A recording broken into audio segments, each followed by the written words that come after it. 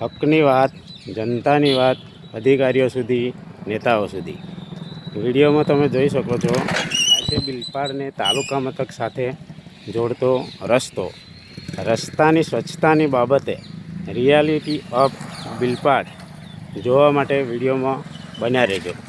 રસ્તાની ડાબી બાજુએ પશુ સારવાર કેન્દ્ર અને વોટર વર્ક્સ અને જમણી બાજુએ પ્રાથમિક આરોગ્ય કેન્દ્ર આવેલું છે.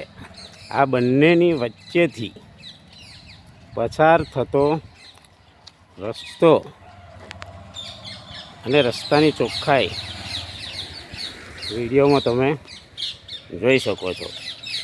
હવે ભારત સરકાર સ્વચ્છ ભારત અભિયાન ચલાવે કે ગુજરાત સરકાર સ્વચ્છતાની ગ્રાન્ટને બમણી કરે, જ્યાં સુધી ગ્રામ પંચાયત સ્વચ્છતા અંગેની ચોક્કસ પ્રણાલી તૈયાર ન કરે ત્યાં સુધી યોજનાઓનો લાભ ગામને કે ગામના લોકોને મળશે નહીં.